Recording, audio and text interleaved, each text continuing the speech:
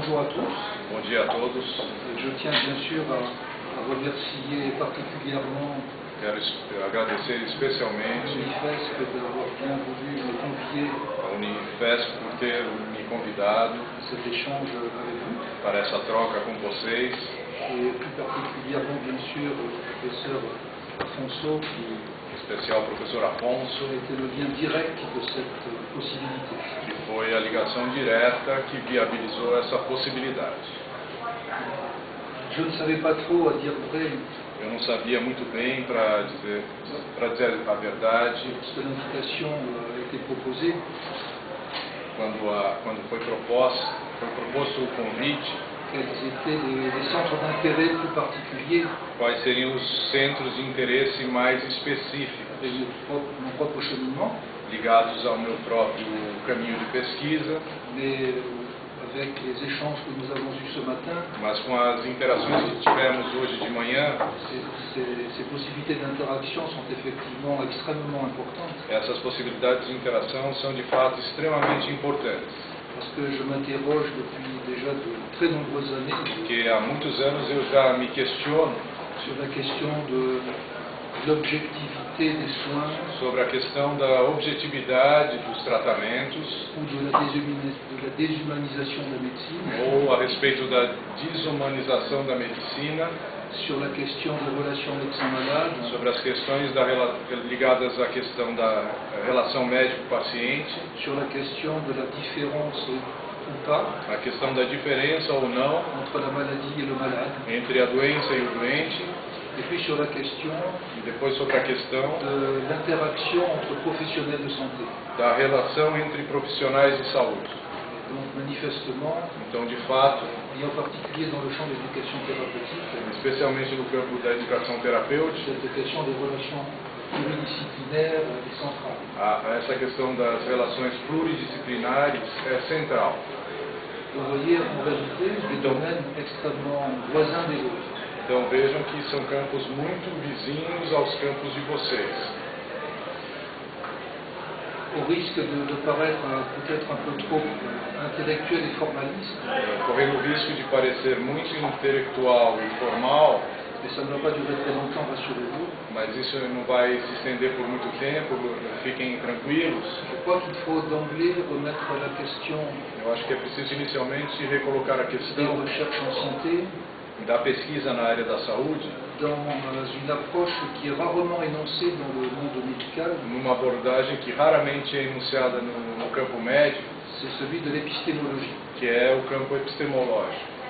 L'épistémologie, A epistemologia c'est un mot que je n'ai jamais entendu dans mes études de médecine, par é exemple, uma palavra que nunca ouvi falar durante os meus estudos de medicina, por exemplo, mais qui postule mas que que postula toute connaissance que todo conhecimento ne repose pas sur la vérité, não se apoia na verdade, mais sur des a priori, mas em a priori, c'est-à-dire sur les postulats de départ. ou seja, se apoia em postulados de partida.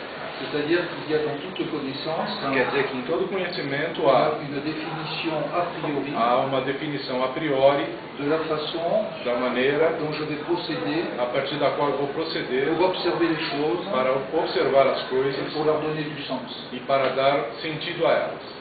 Et dans le monde de la médecine, No mundo da medicina, comme d'ailleurs dans le domaine scientifique en général, como no campo científico em geral, cette façon de procéder essa maneira de proceder remonte au milieu du 19e siècle, remonta ao meio do século XIX, où il y a eu ce que l'on appelle un changement de paradigme, quando houve aquilo que se chamou mudança de paradigma une rupture ou épistémologique ruptura epistemológica, qui faisait suite à une autre rupture, que se seguiu uma ruptura anterior, qui est celle du dualisme cartésien, que foi aquela do dualismo au cartesiano, début du XVIIe siècle, que ocorreu no século XVII, et qui elle-même avait déjà e que ela mesma considérablement modifié já havia consideravelmente la modificado pensée épistémologique ancienne, o pensamento epistemológico antigo, qui était une épistémologie holiste, que era uma epistemologia holística, comme par exemple on la retrouve à l'acupuncture. como por exemplo a gente encontra na acupuntura.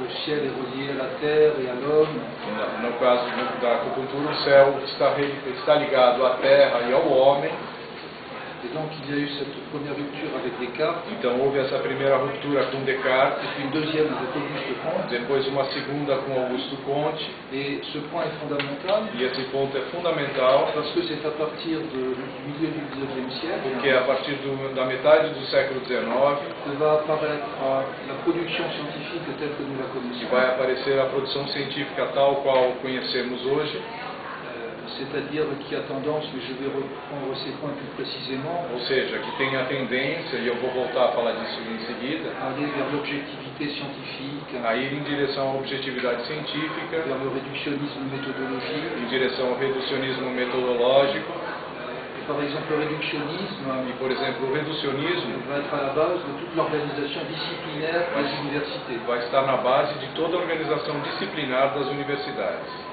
Vous voyez que ce sont des enjeux tout à fait importants. Vejam que são desafios muito importantes, Et ces enjeux, précisément aujourd'hui, e esses desafios, justamente nos dias atuais, dans certains domaines, em alguns campos, en particulier de la santé, em especial na área da saúde, on pourrait dire ça aussi de l'environnement, também poderíamos dizer mesmo no caso do meio ambiente, de l'économie, da economia et sans doute de nombreux autres domaines. e outros campos, sem dúvida.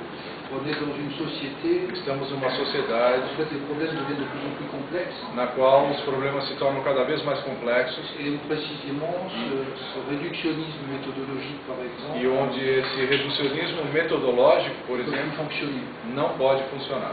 C'est-à-dire qu'un des enjeux actuels de la société, Dos desafios atuais da sociedade c'est la mise en place de liens, de relations entre les choses. é estabelecer ligações e relações entre as coisas. Donc, je disais en premier lieu, il faut vraiment se questionner sur l'épistémologie, Então, eu dizia que, em primeiro lugar, é preciso nos questionarmos a respeito da epistemologia, c'est-à-dire qu'est-ce qui construit Quer la dizer, science actuelle. o que constrói a ciência atual. Et dans cette science actuelle, il y a deux hypothèses, E nessa ciência atual há duas hipóteses, c'est-à-dire deux postulats ou seja, dois postulados non vérifiables, não mais verificáveis, qu'on ne demande pas d'ailleurs de vérifier. mas que não nos pedem que verifiquemos. C'est le point de vue à partir duquel on se place. É o ponto de vista a partir do qual nós nos colocamos. Mais il pourrait y en avoir d'autres. Mas poderiam haver outros pontos de vista. Et donc il y a deux hypothèses. Então há duas hipóteses. Une hypothèse qu'on appelle ontologique, Uma hipótese que é chamada de ontológica, qui, si vous voulez, conduit à l'objectivité. que conduz à objetividade, C'est-à-dire qu'on considère quer dizer que que se considera le réel est indépendant des observateurs. que o real ele é independente dos observadores. Par exemple, la chaise existe, Por exemplo, a cadeira que existe, je sois là ou pas. quer eu esteja aqui ou não esteja aqui diante dela. Juste pour parenthèse, Apenas como um parênteses, parce que vous verrez plus tard que je vais contredire cette hypothèse porque vocês vão ver em seguida que eu vou contradizer essa hipótese avec une hypothèse phénoménologique, com uma hipótese fenomenológica, c'est qu'en réalité, é que na verdade la chaise n'existe que parce que je la vois. a cadeira só existe porque eu a vejo. Oui, les deux propositions sont exactes. As duas proposições elas estão corretas. Et pourtant, elles ont des conséquences très différentes les unes des autres. No entanto, as consequências de cada uma delas é muito diferente uma da outra. On y reviendra. E a gente vai voltar a falar disso. C'est-à-dire que dans un cas, la réalité existe en tant que telle, Então, num caso, a realidade ela existe enquanto tal, dans l'autre, elle inclut le sujet qui observe. na outra ela inclui o sujeito que observa. Par exemple, l'hypothèse ontologique Por exemplo, a tese ontológica, a commencé à être ébranlée ela começou a ser abalada dans l'histoire des sciences na história da ciência avec la physique quantique. com a física quântica. Parce que la physique quantique a démontré cette interaction de l'observateur et de l'observation. Porque a física quântica mostrou essa interação entre observador e observação. Un autre point de cette hypothèse ontologique, Um outro ponto dessa hipótese ontológica c'est qu'on part d'un postulat, é que partimos de um postulado c'est que la somme des connaissances de que a soma dos conhecimentos va pouvoir recomposer la totalité de la réalité. vai poder recompor a totalidade da realidade. Parce que vous verrez qu'en sous-jacence à cette hypothèse ontologique, Porque vocês vão ver que em subjacência a essa hipótese ontológica il y a cette fois-ci une méthodologie há agora uma metodologia Et la méthodologie, c'est le réductionnisme. E a metodologia é o reducionismo. Ce réductionnisme consiste à dire que Esse reducionismo consiste em dizer que on ne peut pas apprendre à comprendre le réel comme ça, c'est trop grand, que a trop gente vaste. consiste em dizer que a gente não pode